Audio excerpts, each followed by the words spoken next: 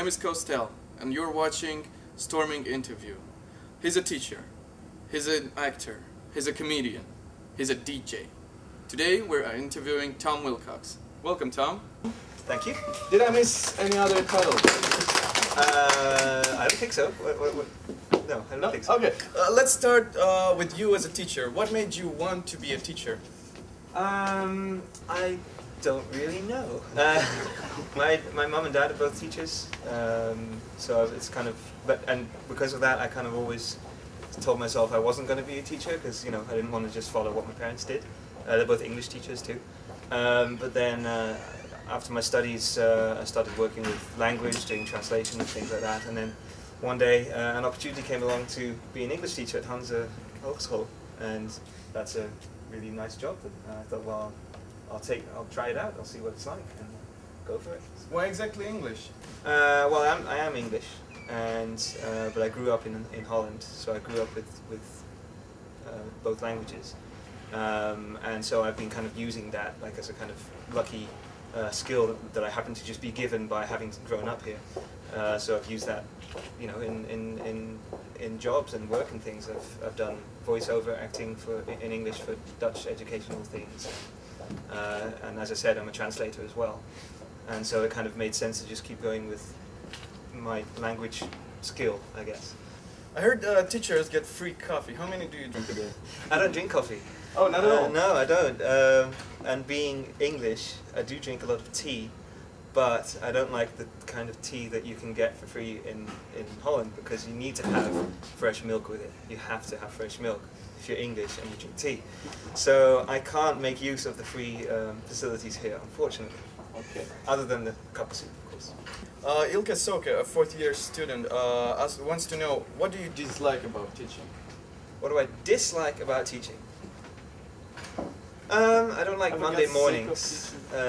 Monday morning 8:30 is always a bit of a challenge. But sick of teaching? No. I mean, I didn't know what to expect, as I said, when I started off. But I thought, okay, this is a challenge. I'll go for it. And it surprised me how much fun it actually is to do. What I don't like so much, I guess maybe if I have to teach the same class over and over and over and over and over. Like right now I teach ECP1 6 times a week, which is on the one hand very nice and convenient. It means I can get it better and better each time. But by the 6th one, I really, my brain starts going, you've said this before, what are you doing? And it gets really confusing, and yeah, so that can be a bit heavy. But reading dozens of papers at the end of the block, what does this feel like? That's quite a thing, yeah, especially when you have a big pile of them on your table, like that high of one class, one course, and then it's just like another one and another one and another one. But it can be really interesting on the other hand, because it's, I'm often really curious to see what people have wrote, because what people have written, sorry. Because, yeah, I guess I'm lucky enough to have to grade the kind of stuff which is creative. Like, you're writing, it's not an exam, a multiple choice exam, but it's creative writing in some way, some form or another. So it's interesting to see what comes out of it. But you're right, it can be really a lot of work. Yeah. And at first you think, oh, it's fine, I'll do it in a couple of days, and then no, it takes weeks to get it. Ever got a prank paper? Not a full-on prank paper, no. I've had funny stuff in there. Oh, I can't remember now off the top of my head, but like funny kind of introductions to it, like acknowledgements saying, I want to thank, what was it? I want to thank Microsoft for creating the software that let me write the paper and stuff like that, like really kind of obviously making fun of the whole acknowledgement thing, because there's no one to acknowledge except himself. Do teachers get procrastination? Do I procrastinate myself? Yeah. Yeah, I'm a horrible procrastinator. What's your worst? I've always been a horrible procrastinator. Looking at a big pile of papers that I have to grade and thinking, yeah, I have to do that today, but first I will do this, and then I will do this, and oh wow, yeah, I'm actually at home today, so I should probably take care of all this stuff in the house, which I haven't done, and then I will do the work afterwards. I procrastinate with it. Did you ever get punished for not meeting a deadline? Not while being a teacher, no. I always make the deadline for That's the a grades. cookie to the jar. What is at some point? No. So you're working with Joyce in the same office, right? Yeah, yeah. And she's your mother-in-law. She is my mother-in-law, yeah. Was it awkward at some point? No, I thought it would be, but it wasn't at all. Obviously, when I first started working here, she wasn't my mother-in-law, but she was still my long-time girlfriend's mother, so I knew her very well. But I don't know, it's different at work. Like I don't see her as my mother-in-law, and she's different, and I'm different from, I don't know, at some family dinner or whatever. It's just, yeah, I thought it would be weird, but it's actually fine. If I was to to become a teacher tomorrow, what tips would you give me? Ooh. What tips would I give you? Be prepared, but don't be too prepared, I think, is at least, but again, this doesn't apply to everybody, like, it's just what works for me. Obviously, going in there with nothing planned at all means you're going to end up with a horrible class, but planning, like, like I'm going to spend 10 minutes exactly on this, and by that point I need to move on to that, and this is exactly what I'm going to say, and this is exactly what I'm going to do. That doesn't work for me at all. Like, I want to have, 3 or 4 main things we're going to do, and then just see what happens, and adjust according to what the mood is like, and what works, what doesn't work. That's definitely my main tip for myself, I guess. Do you sing in the shower? Do I sing in the shower? No, I don't sing in the shower. Do you act in the shower? No. Oh. When did you discover yourself? When did you discover your passion towards acting? Well, my dad has been like an amateur actor for a very long time, as long as I've been around anyway. And he always dragged me and my brother along to plays, to be in plays, to be like the little kid parts that didn't do anything and just had to sit there wearing a frog suit or something.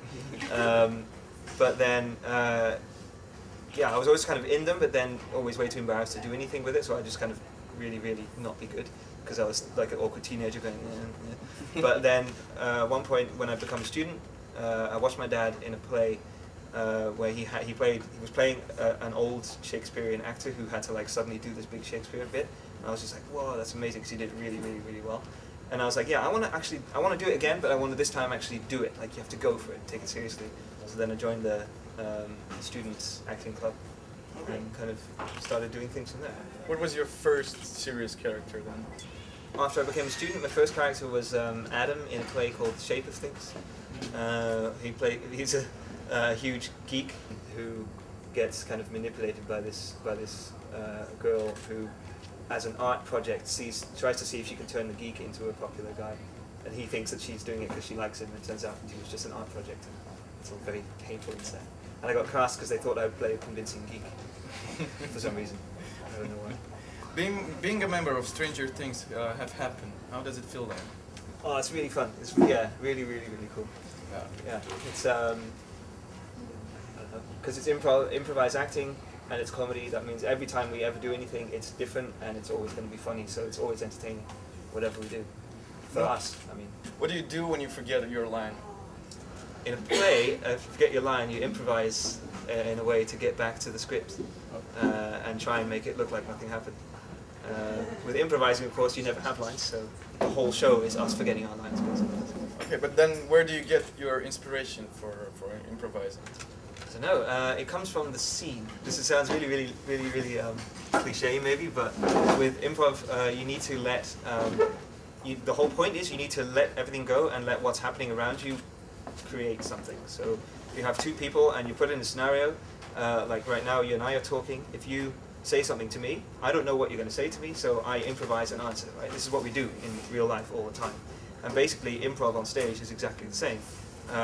You're just there with another actor and you don't know what they're going to do. They'll say something, you have a character in your head, you react the way that character would react, and because you react that way, the next person reacts to you and something is created. So it's kind of the inspiration is the story which unfolds. You're a comedian. Tell us a joke. That's not how that works, unfortunately. Especially because I'm not really a comedian. I'm an improv comedian. I'm an improv actor. Improvise a joke. Well, again, it would be based on a reaction, right? So that's the thing. Like, I mean, it seems like I'm trying to avoid the question, but good improv acting doesn't involve telling jokes, and we try not to tell jokes at all. It's interesting and funny situations that, again, kind of develop out of what's going on in the scene, rather than hey, I have an idea, let's set up this thing, and here's a punchline. You know, like the punchlines kind of happen by themselves because the situation made that happen. You know? So I know I'm trying to avoid the question here, but I actually can't tell you a joke because I don't know good jokes. Oh. Sorry. Do you consider yourself the funny guy among your colleagues? I mean, Colleagues here? work, yeah, at Hansa. I don't know, no, not really. No, I don't. It's a whole different environment, you know. Like I don't sit there being like, "Hey guys, I do comedy for a hobby, so I'm gonna be funny now." Like that would probably make me a very annoying person. So I don't think I am. No, I think, you'd have to ask the others. Maybe they would think so. Were you ever booed on stage?